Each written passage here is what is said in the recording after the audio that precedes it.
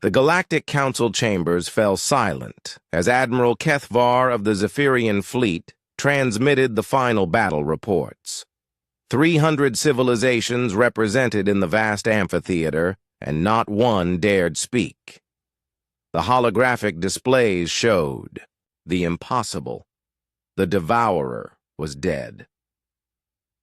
For 7,000 years, the entity known only as the Beast had carved a path of destruction across the galaxy. Entire star systems vanished in its wake. The combined might of a dozen galactic superpowers had failed to even slow its advance. Worlds that had stood for millennia became cosmic dust in minutes. Yet here they sat, staring at debris fields where the unstoppable force had finally met something more immovable than itself. "Explain," demanded Counselor Vexithara, her crystalline form refracting the chamber's lights into angry reds. "How did one primitive species accomplish what our greatest minds deemed impossible?" Admiral Kethvar's 4 eyes blinked in sequence, a sign of deep contemplation among his people. "The humans called it Operation Last Stand. We called it suicide." 3 days earlier, Captain Sarah Chen had stood on the bridge of the UES Defiance, humanity's only remaining dreadnought. Around her, the skeletal crew of 43 represented the last of Earth's military force. Behind them, in the ship's modified cargo bays, lay humanity's final gamble. Dr. Marcus Webb, unconscious, and wired to machines that barely kept him alive. The Beast had already consumed Soul's outer planets. Jupiter was gone. Saturn's rings now drifted as cosmic debris. Earth had perhaps 6 hours before the entity arrived to finish what it had started with Mars 3 weeks ago. "Captain," reported Lieutenant Harrison from the communications console, "we're receiving surrender offers from 17 different species. They're willing to relocate our survivors to their homeworlds." Sarah's jaw tightened. "Tell them we appreciate the gesture, but humanity doesn't run."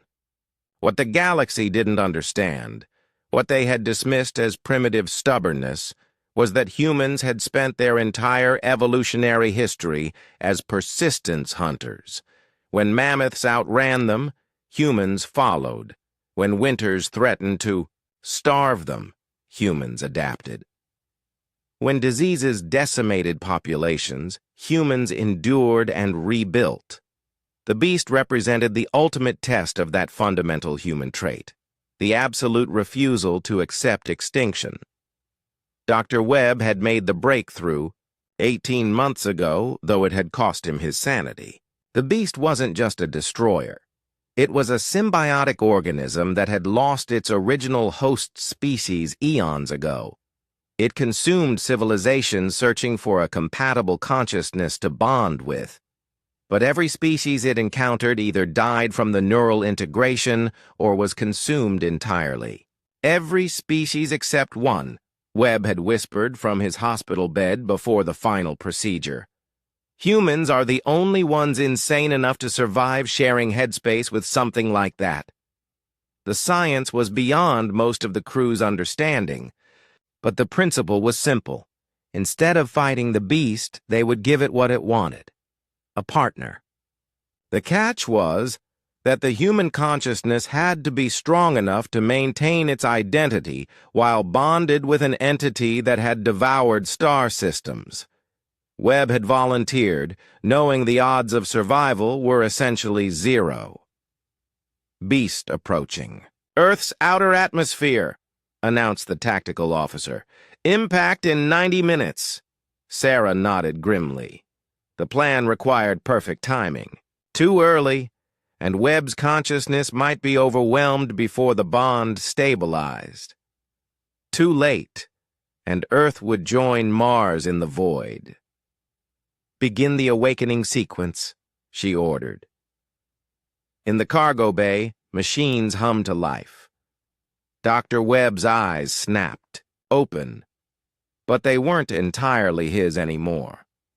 The preliminary neural link had already begun, connecting his consciousness to probes they'd managed to place in the beast's path.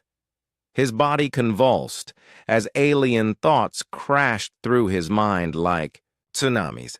I can hear it, Webb gasped through the intercom. It's not evil, it's lonely. God, it's been alone for so long. The view screen showed the beast's approach, a writhing mass of dark energy that stretched across kilometers, pulsing with the absorbed life force of 1,000 dead worlds. As it touched Earth's atmosphere, cities began to dissolve, their matter and energy drawn into the creature's endless hunger. "Now, Doctor," Sarah whispered. Webb closed his eyes and opened his mind completely. The neural interface flared with impossible energies as human consciousness met cosmic destroyer. The ship's lights flickered, several systems overloaded. In the cargo bay, Webb screamed. Then, suddenly, the beast stopped feeding. The writhing mass of energy began to change, its chaotic movements becoming more structured, more purposeful. When it spoke, its voice carried across every communication, frequency in the system, a harmony of alien power and human will. I am Webb. I am the Devourer. We are complete. What followed defied every law of physics the galaxy thought it understood. The beast's destructive energy, guided by human ingenuity and tempered by human compassion, began to reverse its damage. Dead worlds bloomed with new life. Consumed populations were restored from the creature's absorbed consciousness. Solar systems that had been dark for millennia ignited with new stars. The transformation took 3 days. When it ended, the entity that had once been humanity's destroyer had become something unprecedented. A cosmic gardener, seeding new life across the galaxy under the guidance of a human consciousness that refused to let even its greatest enemy remain alone. Admiral Kethvar finished his report to the stunned council. The humans didn't defeat the beast. They befriended it. Dr. Webb's consciousness still guides the entity which now calls itself the Gardener. It travels the galaxy, restoring worlds the beast had consumed. Counselor Vexithera's crystalline form had shifted to a pale blue, the color of awe among her people. And the other humans? They've established a new colony on the restored Mars. Captain Chen sends regular communications to Dr. Webb through the neural link. She says he's happy, though changed. He's experiencing the universe through senses we can't comprehend, helping birth new worlds. The council chamber remained silent for several minutes. Finally, an ancient delegate from the Tau Collective spoke, her voice carrying the weight of 10,000 years. In all my centuries, I have never seen a species turn their greatest enemy into their greatest ally through compassion alone. Admiral Kethvar's eyes blinked again. With respect, Elder, I don't think the humans saw it as turning an enemy. Their historical record suggests they simply saw another lonely consciousness in need of friendship. As the council session ended, and delegates returned to their homeworlds, a new saying began to spread across the galaxy. When facing the impossible, ask yourself, what would the humans do? The answer, it seemed, was always the same. They would find a way to make friends with it.